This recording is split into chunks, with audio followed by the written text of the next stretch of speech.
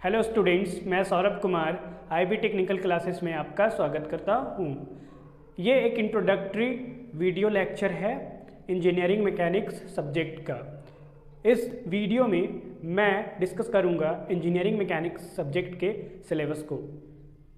ठीक है, engineering mechanics subject जो है वो बेसिकली 5 यूनिट्स में डिवाइड कर दिया गया है आपके सब्जेक्ट में। वो 5 यूनिट्स कुछ इस प्रकार से हैं। पहला यूनिट जो है वो basics of mechanics and force system, दूसरा यूनिट इक्विलिब्रियम, तीसरा यूनिट फ्रिक्शन है और fourth unit centroid and centre of gravity है, fifth unit simple lifting machine है। ये मैंने 5 यूनिट्स के नाम आपको बताए हैं। अभी मैं इसका डिटेल डिस्कशन भी करूँगा। तो सबसे फर्स्ट यूनिट में जो आपने देखा basics of mechanics, basics of mechanics पर आपका जो सब्जेक्ट है वो है इंजीनियरिंग मैकेनिक्स। इंजीनियरिंग मैकेनिक्स को हम लोग अप्लाइड मैकेनिक्स भी बोल सकते हैं और इसी को हम लोग एप्लीकेशन ऑफ मैकेनिक्स भी बोल सकते हैं। मैकेनिक्स जो है वो फिजिक्स का एक पार्ट है। अगर उसके कंसेप्ट को हम लोग यूज़ करते हैं अपने रियल लाइफ प्रॉब्लम में या अपने इंजीनियरिंग प्रॉब्लम में तो वो इंजीनियरिंग मैकेनिक्स कहलाता है। There is a very basic difference between science and engineering. Science में हम लोग कंसेप्ट डेवलप करते हैं, कोई भी हम लोग थ्योरी फार्मूला ये डेवलप करते हैं हम लोग साइंस में अपने ऑब्जर्वेशंस और अपने स्टडी के बलबूते, और उस स्टडी से जो डिराइव होते हैं फार्मूले कंसेप्ट उसको हम लोग यूज़ करते हैं अपने इंजीनियरिंग फील्ड में। तो मैकेनिक्स जो है वो फिजिक्स का एक पार्ट है और फिजिक्स जो है वो साइंस का एक पार्ट है। बट इंजीनियरिंग मैकेनिक्स जो है वो जो है इंजीनियरिंग का एक पार्ट है जिसमें हम लोग मैकेनिक्स के कंसेप्ट को यूज़ करते हैं।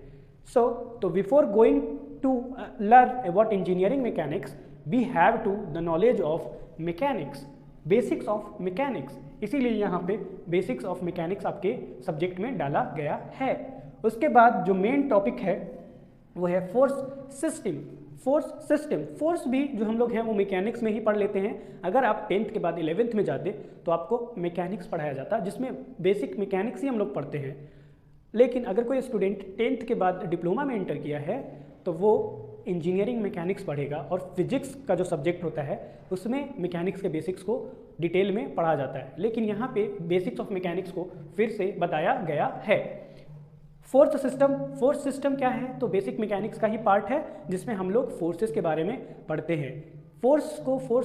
यहाँ पे फोर्स सिस्टम नाम क्यों दिया गया है? जब एक से ज़्यादा फोर्स होता है तो उसको हम लोग फोर्स सिस्टम बोल देते हैं। ठीक है, अब इसी टॉपिक में बेसिक मैकेनिक्स में और फोर्स सिस्टम में हम लोग जो बेसिक मैकेनिक्स में हम लोग जो टॉपिक पढ़ने वाले हैं वो significance and relevance of mechanics to your branches. Okay, यानी कि इंजीनियरिंग मैकेनिक्स आपके लिए कैसे रिलेटेड है और कितना इंपॉर्टेंट है उसके बारे में हम लोग समझेंगे कि इंजीनियरिंग मैकेनिक्स आप लोगों को क्यों पढ़ना है। उसके बाद हम लोग थोड़ा सा अप्लाइड मैकेनिक्स का डेफिनेशन देखेंगे। तो अप्लाइड मैकेनिक्स मैंने वैसे समझा दिया है कि अप्लाइड मैकेनिक्स क्या है। उसके बाद हम लोग देखेंगे स्टैटिक्स एंड डायनेमिक्स। स्टैटिक्स और डायनेमिक्स इंजीनियरिंग मैकेनिक्स का 2 भाग है। स्टैटिक का मतलब होता है कि कोई भी ऑब्जेक्ट रेस्ट के कंडीशन में है और डायनेमिक्स का मतलब क्या होता है, कोई भी ऑब्जेक्ट मोशन के कंडीशन में है। उसके बाद जो टॉपिक है फर्स्ट यूनिट में ही स्पेस, टाइम और मास और पार्टिकल। स्पेस, टाइम, मास, पार्टिकल, इन चारों पॉइंट के बारे में आपको आइडिया है। मैं इसका डिस्कशन अपने इंजीनियरिंग लैंग्वेज में बताऊंगा आपको, पर स्पेस के बारे में आपको पता है, टाइम के बारे में भी आपको पता है, आपको मास के बारे में भी पता है और आपको पार्टिकल्स के बारे में भी पता है। तो इस पॉइंट पे मैं अभी ज़्यादा डिस्कस नहीं करता हूँ। फिर आपका जो कंसेप्ट आता है फर्स्ट यूनिट में वो है फ्लेक्सिबल बॉडी और रिजिड बॉडी। फ्लेक्सिबल बॉडी और रिजिड बॉडी यानी कि इंजीनियरिंग मैकेनिक्स में हम लोग किस तरह के बॉडी पे फोर्सेस का एनालिसिस करते हैं वो यहाँ पे बताया गया है कि फ्लेक्सिबल बॉडी है और एक 2 वर्ड जो है वो रिजिड बॉडी है। फिर आपका क्वांटिटी के बारे में दिया गया है, स्केलर क्वांटिटी और वेक्टर क्वांटिटी। देखिए क्वांटिटी के बारे में हम लोग क्लास 9th 10th में भी पढ़ लेते हैं और वहीं पे हम लोग बहुत सारी क्वांटिटी पढ़ते हैं, जैसे फंडामेंटल क्वांटिटी और डिराइव्ड क्वांटिटी पढ़ते हैं या फंडामेंटल यूनिट्स और डिराइव्ड यूनिट्स पढ़ते हैं। ठीक है, तो वही सारे यूनिट्स को फिर से जब आप स्टैंडर्ड लेवल पे थोड़ा सा आ गए हो तो वहाँ पे इसको स्केलर और वेक्टर 2 अलग अलग पार्ट में डिवाइड कर दिया गया है। वैसी क्वांटिटी जिसके लिए डायरेक्शन इंपॉर्टेंट हो जाता है उसको वेक्टर बोल देते हैं और वैसी क्वांटिटी जो डायरेक्शन पे डायरेक्शन पे डिपेंडेंट नहीं करता है उसको स्केलर बोल देते हैं। इसका डिस्कशन हम लोग देखेंगे अपने इसमें डिटेल में। फिर यूनिट्स ऑफ मेजरमेंट है कि अगर किसी चीज़ को आप मापते तोलते हैं तो उसको किस यूनिट्स में मापते तोलते हैं उसके बारे में यहाँ पे जो है वो डिस्कस किया गया है। वही फंडामेंटल यूनिट्स और डिराइव यूनिट्स जो कि आप पढ़ चुके हैं, सदिश राशि और अदिश राशि जो कि आप पढ़ चुके हैं 9th क्लास में, उसी को यहाँ पे बेसिक्स के तौर पे दिया गया है। इसके अलावा जो कि आपके सिलेबस में नहीं मेंशन है, इसके अलावा जो मैं आप लोगों को पढ़ाने वाला रहूँगा वो कुछ मैथमेटिकल टूल पढ़ाऊँगा, ठीक है। यानी कि कुछ ऐसे मैथमेटिकल इक्वेशंस फार्मूले मैं आपको बताऊँगा, बेसिक फार्मूले होंगे वो जो आपके पूरे इंजीनियरिंग मैकेनिक्स सब्जेक्ट्स में यूज़ होगा, ठीक है। मुझे नहीं पता कि वो सब्जेक्ट जो मैथ का जो सब्जेक्ट है आप कितने बेहतर ढंग से पढ़ कर आए हैं या आपको कितना याद है। तो इंजीनियरिंग मैकेनिक्स सब्जेक्ट में आपको किसी तरीके का प्रॉब्लम ना हो, इसीलिए मैंने यहाँ पे अपने तरफ से एक ऐड करने की कोशिश किया टॉपिक, वो है मैथमेटिक्स का बेसिक्स, ताकि आपको कैलकुलेशंस में दिक्कत ना हो।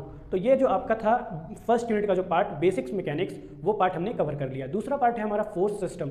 तो फोर्स सिस्टम को समझने से पहले हम लोग देखेंगे फोर्स टॉपिक को।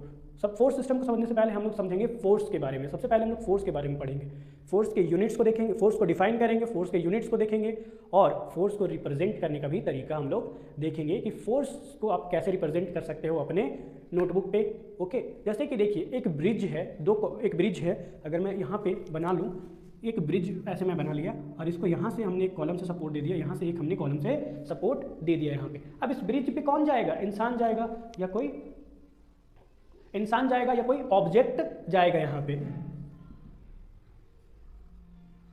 ठीक है। इंसान या कुछ ऑब्जेक्ट इस पे जाएगा और यही जो है वो इस पे फोर्स लगाएगा, ठीक है। पर इस बात को समझिए कि हम लोग फोर्सेस को ऐसे हर जगह इतना ड्राइंग और डिज़ाइन नहीं करते बैठेंगे, इसीलिए हम लोग फोर्सेस को रिप्रेजेंट करते हैं किसी और फॉर्म में, ताकि हमें बार बार जो है वो कॉम्प्लिकेटेड शेप ना बनाना पड़े फोर्स को रिप्रेजेंट करने के लिए। तो इसीलिए जो है वो फोर्सेस को वेक्टर के फॉर्म में रिप्रेजेंट किया गया है। और एक साइंटिस्ट थे वाव, तो उन्होंने अपना एक रिप्रेजेंटेशन बनाया वाव नोटेशन, ठीक है, ये वाव नोटेशंस। उसके बाद हम लोग देखेंगे कि किसी भी ऑब्जेक्ट पे फोर्स लगता है, जब किसी ऑब्जेक्ट पे फोर्स लगता है तो वो क्या इफेक्ट प्रोड्यूस करता है। उसके बाद हम लोग देखेंगे कि किसी भी ऑब्जेक्ट पे जब फोर्स अप्लाई होता है तो वो क्या इफेक्ट प्रोड्यूस करता है। उसके बाद एक टॉपिक आता है principle of transmissibility of forces, principle of transmissibility of forces. यहाँ पे मैं इसको डिस्कस नहीं कर रहा हूँ, है ना। इसको जब हम लोग अपने कोर्स में आगे बढ़ेंगे तो मैं इसको डिस्कस कर दूंगा। फिर फोर्सेस के बारे में सारा पढ़ने के बाद हम लोग आएंगे फोर्स सिस्टम पे और फोर्स सिस्टम के क्लासिफिकेशन पे। देखिए फोर्स सिस्टम क्या होता है, जब एक बॉडी पे एक से ज़्यादा फोर्सेस लगते हैं तो उसको हम लोग फोर्स सिस्टम बोलते हैं। अब ये सारे ठीक है, अब ये जो फोर्स सिस्टम है इसको भी क्लासीफाई किया गया है अपने एनालिसिस को आसान बनाने के लिए फोर्स सिस्टम को भी क्लासीफाई कर दिया गया है, ठीक है। क्योंकि देखिए जो हम लोग अपने रियल लाइफ में ये इंजीनियरिंग प्रॉब्लम जो है उसमें क्या है, फोर्सेस का बहुत रोल है। अगर हम एक स्ट्रक्चर, एक बिल्डिंग कंस्ट्रक्ट करते हैं, एक घर बनाते हैं, मान लो एक घर बनाते हैं, तो भी हम बहुत कुछ का ध्यान रखते हैं कि इस पे हमें कितने ऊपर स्टोरेज लेके जाना है, यानी कि कितना तल्ला ऊपर बनाना है। उस हिसाब से हम बेस को मजबूती प्रोवाइड करते हैं, उसी हिसाब से हम फ्लोर्स को मजबूती प्रोवाइड करते हैं, उसी हिसाब से हम दीवार भी ले जाते हैं। अगर हमें ज़्यादा तल्ला बनाना होता है, ज़्यादा स्टोरेज बनाना होता है, तो हम जो कॉलम को ले जाते हैं वो मोटा मोटा ले जाते हैं, चौड़ा मोटा लेके जाते हैं। अगर हमें ज़्यादा तल्ला नहीं बनाना होता है तो हम थोड़ा कम जो है वो चौड़ा या मोटा लेकर के जाते हैं कॉलम को। तो सारी चीज़ें डिपेंड किस पे कर रहा है, तो फोर्स पे डिपेंड कर रहा है, ठीक है। तो फोर्स, अब एक फोर्स तो कहीं नहीं लग रहा होता है, फोर्सेस तो बहुत सारे फोर्सेस, एक सरफेस पे बहुत सारे फोर्सेस लग सकते हैं। जैसे एक ब्रिज है, उस पर 50 लोग जा रहे हैं तो 50 फोर्सेस उस पर एक टाइम पे लग रहा है। इसीलिए जब एक से ज़्यादा फोर्सेस लगते हैं तो उसको हम लोग फोर्स सिस्टम बोलते हैं, ओके। तो इसको हम लोग क्लासीफाई करना भी देखेंगे। और फिर आता है रेजोल्यूशन ऑफ फोर्सेस, ठीक है, रेजोल्यूशन ऑफ फोर्सेस। इसी के अंदर एक टॉपिक है रेजोल्यूशन ऑफ फोर्सेस। अब रेजोल्यूशन ऑफ फोर्सेस के अंदर टॉपिक है orthogonal component of forces, moment of A forces और वेरिगनेंस थ्योरम। तो orthogonal component of a force, तो कंपोनेंट ऑफ फोर्स क्या होता है? कंपोनेंट ऑफ फोर्सेस ये होते हैं कि जब आप एक फोर्स को स्प्लिट कर देते हो उसके इफेक्ट के डायरेक्शन में। जैसे यहाँ पे समझिएगा कि जैसे ये एक बॉडी है, ठीक है, और आप ये फोर्स ऐसे इधर लगा रहे हो, तो ये फोर्स इधर लगा रहे हो तो ये किधर इफेक्ट प्रोड्यूस करेगा, ये ऐसे खींचेगा इसको ऊपर की तरफ, यानी कि ये बॉडी थोड़ा इधर भी बढ़ेगा और थोड़ा ऊपर की तरफ भी जाएगा। समझ पा रहे हैं आप? जब इस बॉडी को आप ऐसे खींचते हो तो ये खींच करके मान लो यहाँ पे चला आया, तो ये कुछ इधर डायरेक्शन में बढ़ा और कुछ ऊपर डायरेक्शन में भी बढ़ा, तो इसका इफेक्ट दो डायरेक्शन में हुआ, तो इसके फोर्स का कंपोनेंट्स कितने डायरेक्शन में आ जाएंगे, दो डायरेक्शन में, ठीक है। तो इसी को बोलते हैं हम लोग रेजोल्यूशन ऑफ फोर्सेस, यानी कि फोर्सेस को उसके कंपोनेंट में जब आप स्प्लिट कर देते हो, तोड़ देते हो, है ना। और वो कैसे पता चलेगा कि इसके जो फोर्सेस का जो रेजोल्यूशन है, तो उसके इफेक्ट से कि ये फोर्स लगाएं तो ये किस तरफ इसका इफेक्ट गया, तो एक तो इधर इसको मूव करवा दे रहा है, एक ऊपर की तरफ मूव करवा रहा है, तो इस फोर्स का जो इफेक्ट है वो दो डायरेक्शन में, इस डायरेक्शन में भी और ऊपर डायरेक्शन में। तो उस तरीके से हमने फोर्सेस को रिजॉल्व कर दिया कि एक फोर्स का, देखिए यहाँ पे कोई वैसा अब ये देखिए इस बात को समझिए कि मोशन उसी डायरेक्शन में होगा जिस डायरेक्शन में फोर्स है। तो फिर यहाँ पे एक बात देखने को समझ में आया कि यार फोर्स तो इस डायरेक्शन में लग रहा है, फोर्स तो इस डायरेक्शन में लग रहा है, लेकिन बॉडी इस डायरेक्शन में मूव कर रहा है और बॉडी इस डायरेक्शन में मूव कर रहा है, यानी कि इस फोर्स का कोई कंपोनेंट होगा, इस फोर्स का कोई कंपोनेंट होगा, मतलब कि इस फोर्स का कोई पार्ट होगा, कोई फोर्स का कोई अंश होगा जो इस डायरेक्शन में इफेक्ट प्रोड्यूस कर रहा होगा और ऊपर के डायरेक्शन में भी इफेक्ट प्रोड्यूस कर रहा होगा, समझ गए। हाँ, तो ये फोर्स जो है वो इस डायरेक्शन में भी इफेक्ट प्रोड्यूस कर रहा है और इस डायरेक्शन में भी इफेक्ट प्रोड्यूस कर रहा है। तो यहाँ पे आप अगर इस डायरेक्शन में फोर्स ले लोगे और इस डायरेक्शन में फोर्स ले लोगे तो ये इसको हम लोग कंपोनेंट बोलते हैं, और चूंकि ये फोर्स जो है वो स्प्लिट हो गया तो इसीलिए हम लोग इसको बोलते हैं रेजोल्यूशन ऑफ, ठीक है, और इसी को हम लोग रेजोल्यूशन ऑफ फोर्सेस बोलते हैं। देखिए रेजोल्यूशन ऑफ फोर्सेस को हम लोग डिटेल में समझेंगे कि सर ये कितना वैल्यू होगा, इसका कितना वैल्यू होगा, इसका कितना वैल्यू होगा, क्या ये तीनों बराबर वैल्यू के होते हैं, क्या कंपोनेंट सर कैसे निकालते हैं, किसी फोर्स का कंपोनेंट कैसे निकलेगा, इसके लिए अभी आपको नहीं सोचना है ज़्यादा, क्योंकि ये मैं डिस्कस करूंगा पूरे, ये चैप्टर है एक आपका, तो इसमें हम इसको पूरे अच्छे से डिस्कस करेंगे। यहाँ पे तो एक आपको बस बेसिक सा एक आइडिया हमने यहाँ पे आपको दे दिया,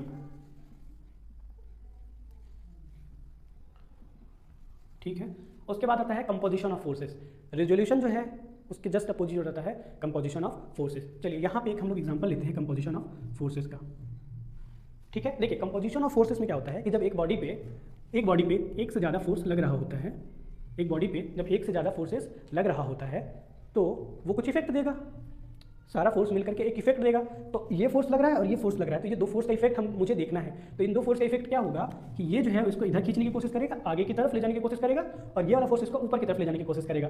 तो अब बताइए, एक इधर की तरफ खींच रहा है और एक ऊपर की तरफ खींच रहा है, तो ना ये बॉडी कंप्लीटली इधर जाएगा, पूरी तरह से ये बॉडी बस इधर नहीं भागेगा, और ना तो पूरी तरह से ये बॉडी ऊपर की तरफ भागेगा। तो ये बॉडी किधर की तरफ भागेगा, तो ये बॉडी फिर से ये ऐसे इस लाइन में ऊपर की तरफ भागेगा, जो मैंने डॉटेड लाइन से दिखाया, तो ये ऐसे ऊपर की तरफ जाएगा। समझ में आया।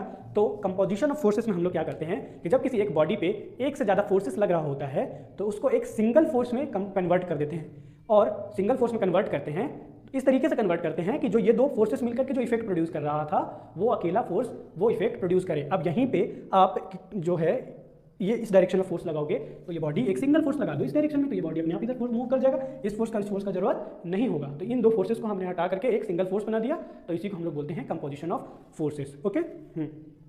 और मोमेंट ऑफ फोर्सेस, देखिए मोमेंट का मतलब होता है कि अगर कोई मोमेंट का मतलब क्या होता है कि फोर्स का टेंडेंसी किसी भी ऑब्जेक्ट को रोटेट करवा देने का। जैसे कि देखिए ये एक मार्कर जो है यहाँ पे हमने इसको पकड़ के रखा हुआ है। अब यहाँ पे आप जैसे ये फोर्स लगाओगे, यहाँ पे जब आप फोर्स लगाओगे तो ये ऑब्जेक्ट एक तो नीचे भी जाने की कोशिश करेगा और साथ ही साथ यहाँ से इस पॉइंट के अबाउट रोटेट करने की भी कोशिश करेगा। तो ये जो फोर्स की वजह से ये जो रोटेट करने की कोशिश कर रहा है इसी को हम लोग बोलते हैं मोमेंट ऑफ फोर्स। ठीक है, अब हम लोग आगे बढ़ते हैं नेक्स्ट यूनिट में, वो है हमारा वो है हमारा इक्विलिब्रियम।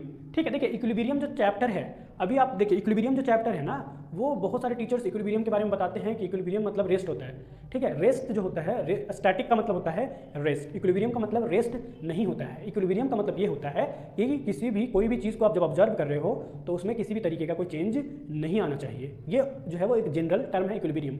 ठीक है, कि अगर कोई किसी चीज़ में कुछ चेंज नहीं आ रहा है तो आप उसको बोलेंगे कि ये इक्विलिब्रियम में बना हुआ है, ये इक्विलिब्रियम स्टेट में बना हुआ है। लेकिन इंजीनियरिंग मैकेनिक्स में इक्विलिब्रियम का मतलब होता है कि no change in state of motion. So state of motion का मतलब ये होता है कि कोई भी बॉडी अगर रेस्ट के कंडीशन में है तो वो रेस्ट के कंडीशन में है, और अगर मूव कर रहा है तो मोशन कर रहा है तो मोशन करेगा। जैसे देखिए इसी ऑब्जेक्ट को अगर हम ले, ठीक है, तो ये अर्थ सरफेस पे ये ऑब्जेक्ट ऐसे रखा हुआ है, अर्थ सरफेस पे ये ऑब्जेक्ट ऐसे रखा हुआ है।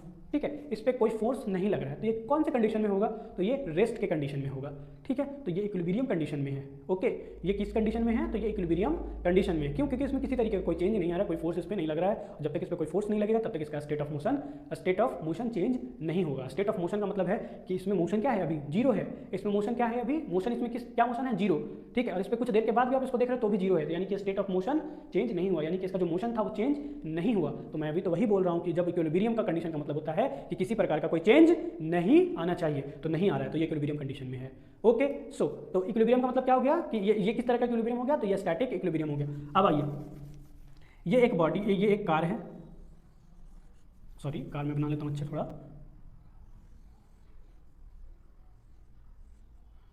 ये रेसिंग कार समझ लेते हैं इसको हम लोग।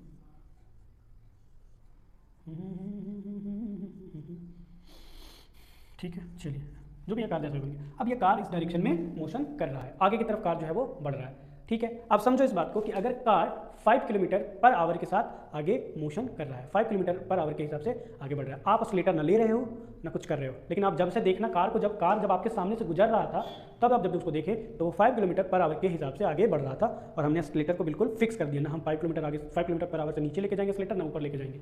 समझ में आया? तो ये कॉन्स्टेंट स्पीड के साथ बढ़ता रहेगा, तो इसमें किसी तरीके का कोई चेंज आया नहीं आया, तो ये इक्विलिब्रियम कंडीशन में है। ठीक है, ये आपको एक फिजिकल सेंस दिए हैं, ये पूरा चैप्टर का डिटेल डिस्कशन है कि कोई भी ऑब्जेक्ट इक्विलिब्रियम कंडीशन में कब रह सकता है, कैसे रह सकता है, ये सारी चीज़ें हम लोग डिस्कस करेंगे अपने सिलेबस में। ठीक है, उसके बाद हाँ वहीं फिर उसके बाद है इसी चैप्टर में जो आपका है और भी इक्विलिब्रियम से रिलेटेड ही है कि इक्विलिब्रियम कंडीशन कैसे हम लोग अचीव कर सकते हैं, और इक्विलिब्रियम कंडीशन में हम लोग फोर्सेस का कैलकुलेशन कैसे करते हैं वो भी है इसमें, तो अभी ज़्यादा डीप में हम लोग नहीं जाते हैं इसमें। ठीक है, फिर इसी चैप्टर में एक जो है वो बीम है। बीम आप लोग सबको अपने घरों में भी देखते हैं, जैसे ये नीचे से जो ऐसे ऐसे इस तरीके से जो लगा हुआ होता है इसको कॉलम बोलते हैं, और फिर ऊपर हम लोग ऐसे भी देते हैं बीच बीच में। जब घर बनता होगा तो आप देखते होंगे क्या करता है, चार छड़ को ऐसे घुसाता है, 2 छड़ नीचे 2 छड़ ऊपर, और बीच में ऐसे एक स्क्वायर का छड़ होता है, उससे तार से उसको बांध दिया जाता है, और उसको ऐसे हॉरिजॉन्टली रखा जाता है। जब छत ढलाने लगता है ना, तो उस समय उसको ऐसे चारों पे इस तरीके से उसको दिया जाता है, तो वो क्या है, तो वो बीम है। और आप देखोगे कि 4 छड़ ऐसे ऐसे लंबा लंबा ऐसे खड़ा होता है, उसको क्या बोलते हैं, उसको कॉलम बोलते हैं। ठीक है, तो देखिए सारा लोड, ठीक है, तो ऊपर से जो लोड पहले कौन बियर करता है, तो पहले बीम लोड हम लोगों का लोड कौन लेता है, तो बीम लेता है। फिर बीम के बाद उसका जो लोड है कौन ले लेता है, तो कॉलम ले लेता है, और कॉलम फिर कहाँ ट्रांसमिट कर देता है, तो अर्थ को ट्रांसमिट कर देता है। इस तरीके से फोर्सेस का ट्रांसमिशन हुआ। तो बीम को पढ़ना क्यों एनालाइज हुआ, क्योंकि देखो जब ऊपर से बीम फेल हो गया तो नीचे आप कॉलम कितना भी स्ट्रॉन्ग बना लो कोई फर्क नहीं पड़ने वाला है, इसीलिए बीम को भी स्ट्रॉन्ग बनाना जरूरी है। इसीलिए हम लोग समझेंगे कि बीम, तो इसीलिए हम लोग को यहाँ पे बीम के बारे में पढ़ाया जा रहा है।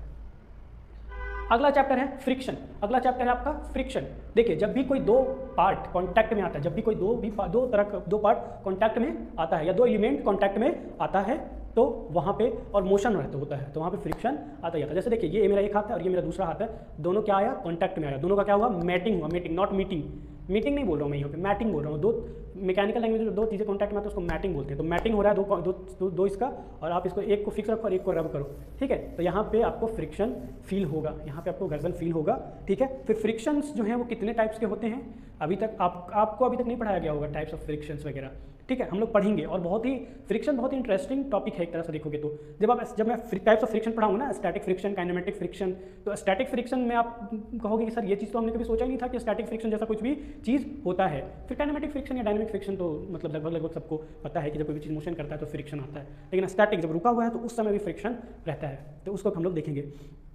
फिर कोफिशिएंट ऑफ फ्रिक्शन है, एंगल ऑफ फ्रिक्शन है, ये सब टर्म जो है वो भी थोड़ा सा आप लोगों को नया भी है, और यहाँ पे समझाना भी इतना आसान नहीं है। ठीक है, इतना आसान नहीं है। चैप्टर जब इंट्रोड्यूस करेंगे हम लोग अपने कोर्स में, तो वहाँ पे इसको मैं अच्छे से डिटेल में डिस्कस करूँगा। फिर आ जाते हैं हम लोग नीचे 4th यूनिट में, और 4th यूनिट जो है वो सेंट्रॉइड और सेंटर ऑफ ग्रेविटी है। इसका थोड़ा सा बेसिक्स मैं यहाँ पे बता देता हूँ। देखिए सेंट्रॉइड जो होता है, सेंट्रॉइड को आप बोल सकते हो geometrical centre, geometrical centre, geometrical centre.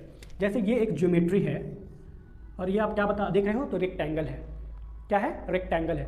अब इसका ज्योमेट्रिकल सेंटर मतलब कि ज्योमेट्रिकल सेंटर का मतलब होता है कि जो आकार है, जिस शेप का है, उसमें सेंटर बताइए कि उसमें वो सेंटर क्या होगा। तो देखो यहाँ से इसको आधा कर दो आप, और यहाँ से आप आधा कर दो, तो ये एक पॉइंट मिलेगा। तो ये जो पॉइंट मिल गया इसी को हम लोग बोल देते हैं ज्योमेट्रिकल सेंटर, और अपने इंजीनियरिंग लैंग्वेज में इसको सेंट्रॉइड बोलते हैं। ठीक है, तो ज्योमेट्रिकल सेंटर को हम लोग क्या बोलते हैं, सेंट्रॉइड बोलते हैं। ज्योमेट्रिकल सेंटर को हम लोग क्या बोलते हैं, सेंट्रॉइड बोलते हैं। अभी आइए ट्रायंगल। ठीक है, ट्रायंगल, तो ये तो ज्योमेट्रिकल सेंटर बड़ा आराम से निकल गया, इसका आधा इसका आधा। अब इसका, तो यहाँ से इसका आधा करो, है ना, और इसका आधा हाइट का ऐसे यहाँ पे कुछ। ठीक है, तो इसका ज्योमेट्रिकल सेंटर इधर कुछ लाइक करेगा यहाँ पे। ठीक है, इसको हम लोग देखेंगे सेंट्रॉइड कैसे निकालते हैं हम लोग। किसी तो ये सिंपल शेप था तो हम लोग सेंट्रॉइड निकाल लिए। अब ऐसा थोड़ी ना है कि ये हर शेप जो है ये रेक्टेंगल या ट्रायंगल ही शेप होगा, कुछ शेप ऐसे भी हो सकते हैं कि ये यहाँ से ऐसे जुड़ जाएगा, इसमें यहाँ से कुछ गोला काट के हटा देगा, फिर कैसे आप सेंट्रॉइड निकालोगे। ठीक है, तो हम लोग वो सेंट्रॉइड निकालना सीखेंगे। फिर आता है centre of gravity. Centre of gravity, देखिए कोई भी ऑब्जेक्ट होता है, कोई भी ऑब्जेक्ट होता है तो उसका क्या, उसके पास क्या होता है, वेट होता है। ठीक है, तो वो टोटल वेट का सेंटर कहाँ पे होगा, उसी को हम लोग बोलते हैं सेंटर ऑफ ग्रेविटी। इसको मैं डिफाइन करके पूरे एक एक पॉइंट को डिस्कस करूंगा सिलेबस में, जब कोर्स स्टार्ट होगा उस टाइम मैं इसको अच्छे से डिस्कस करूंगा। सो अभी इस पर आप ज़्यादा दिमाग मत लगाइए, मैं एक बेसिक आइडिया आपको दे दिया कि किस तरीके से हम लोग इस चैप्टर में हम क्या पढ़ने वाले हैं। तो सेंटर के बारे में ज़्यादातर फोकस करेंगे, बीचों बीच क्या चीज़ आ रहा है। तो ज्योमेट्री का सेंटर, मास का सेंटर, ग्रेविटी का, ये वेट का सेंटर, उसको हम लोग सेंटर ऑफ ग्रेविटी बोल देते हैं, वो पढ़ेंगे। और वो हम लोग देखेंगे 2D शेप के लिए भी देखेंगे और सॉलिड ऑब्जेक्ट्स के लिए भी देखेंगे। 2D शेप को हम लोग प्लेन बोल देते हैं और 3D शेप को हम लोग सॉलिड्स बोल देते हैं, ठीक है। उसके बाद जो लास्ट चैप्टर है वो है आपका सिंपल लिफ्टिंग मशीन। जो लास्ट चैप्टर है वो है simple lifting machine. Simple lifting machine क्या है, ये देखो बहुत एक आपका जो है वो घर साइड का एग्जांपल देते हैं हम लोग। अभी तो खैर कुआं बहुत जगह पे हम लोगों को देखने को अब नहीं मिलता है और लोग इसका इस्तेमाल भी बहुत कम कर दिए, लेकिन अभी भी कुछ कुछ गाँव में जाओगे तो वहाँ पे कुआं का इस्तेमाल होता है। तो पहले के टाइम पे क्या होता था, कुआं रहता था, तो ठीक है, कुएं के साइड से 2 ऐसे लंबा खंबा डाल देते थे, बांस का या किसी भी चीज़ का 2 खंबा, फिर उसके ऊपर ऐसे एक बीम रख देते थे इस तरीके से, और इसमें जो है उसमें डाल देते थे पुली, और उस पुली पे रस्सी डाल देते थे, एक साइड बाल्टी और एक साइड हम लोग खुद पकड़ लेते थे, ठीक है। तो ये जो बीच में जो पुली है ना, हाँ, तो ये पुली है वो हमारा क्या काम कर दिया, हमारा जो है वो वेट जो हम लोग बाल्टी को जो उठाने की जो कोशिश कर रहे थे, तो वो ऐसे डायरेक्ट उठाने में जो भारी लग रहा था, अब ये पुली जो है हमारा काम क्या कर दिया, आसान कर दिया। हमें कम फोर्स अब लगाना पड़ेगा, हमें कम ताकत लगाना पड़ेगा। तो ये जो है तो इसको बोल दिया गया लिफ्टिंग मशीन। तो ये एक तरह से क्या है, लिफ्टिंग मशीन है। मशीन वही चीज़ है जो ह्यूमन के एफर्ट को कम कर दे, ठीक है। ह्यूमन के जो है वो जो ताकत लगाना पड़ रहा है उसको अगर कम कर दे तो वो मशीन है, ठीक है। तो इसी तरीके से आपको एक एग्जांपल और देते हैं, वो एग्जांपल है स्क्रू जैक का। स्क्रू जैक मैं बताता हूँ। देखिए, जब ट्रक का टायर वगैरह पंचर हो जाता है या कार का टायर वगैरह पंचर हो जाता है, ठीक है, अब उसको क्या होता है, एक साइड से इसे उठा करके चक्का निकालना पड़ता है, कार को उठाना पड़ता है, चक्का निकालना पड़ता है, ठीक है। अब कोई इंसान उसको पकड़ के रखे नहीं रह सकता काफ़ी देर तक, जब तक वो खोले। और दूसरा चीज़ कि कार को उठाना फिर वो काफ़ी वजनदार है, तो उतना मेहनत भी करना नहीं चाहता है, तो हम क्या करते हैं, स्क्रू जैक होता है ना, हाँ, ऐसे करते हैं, उसमें थ्रेड बना हुआ होता है ऐसे, है ना, ऐसे कई बार आप देखो इसमें ये घूम के ऐसे ऊपर ऐसे घूम के ऊपर ऐसे घूमता नहीं है, वो थ्रेड में होता है। और आप जैसे आप नट बोल्ट खोलते हो ना, वैसे वो नट बोल्ट ऐसे खुलता है, ऊपर जाता है ना, हाँ। तो एक साइड से हम लोग लीवर से लगाते हैं और वो वेट को उठाता है।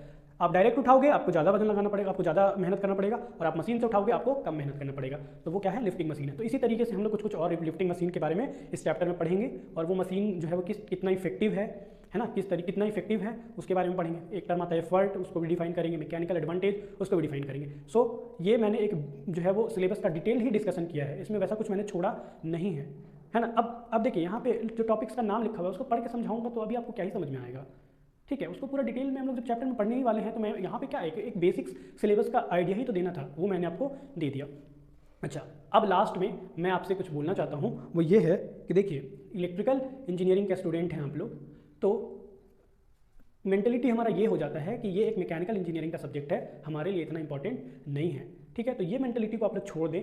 मैकेनिक सब्जेक्ट जो है वो बहुत ही बेसिक सब्जेक्ट है, जो कि हर इंजीनियरिंग डिसिप्लिन के लिए इंपॉर्टेंट है। आप अगर आगे चल करके इलेक्ट्रिक मोटर पढ़ते हैं, जनरेटर पढ़ते हैं, तो वहाँ पे फोर्स टॉर्क का कैलकुलेशन होता है, तो वो फोर्स और टॉर्क और मोमेंट का कैलकुलेशन तो ये फोर्स में ही, ये मैकेनिक्स के सब्जेक्ट में ही तो आप लोग सीखते हैं ना। फिर वहाँ पे वो टीचर आपको नहीं ये कैलकुलेशन सिखाते बैठेगा, तो यहीं पे जो है वो आपको पढ़ना है, पूरा सब्जेक्ट पढ़ लीजिए।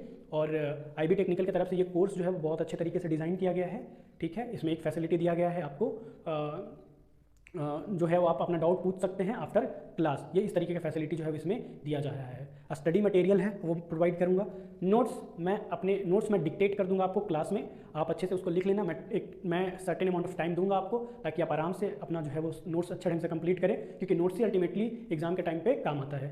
और मैं खुद की तरफ से भी कुछ नोट प्रिपेयर करूँगा डिजिटल फॉर्म में, जो कि मैं आपको भी प्रोवाइड करूँगा, वो IB टेक्निकल के ऐप पर आपको मिल जाएगा। सो आज के इस वीडियो लेक्चर के लिए इतना ही, थैंक यू।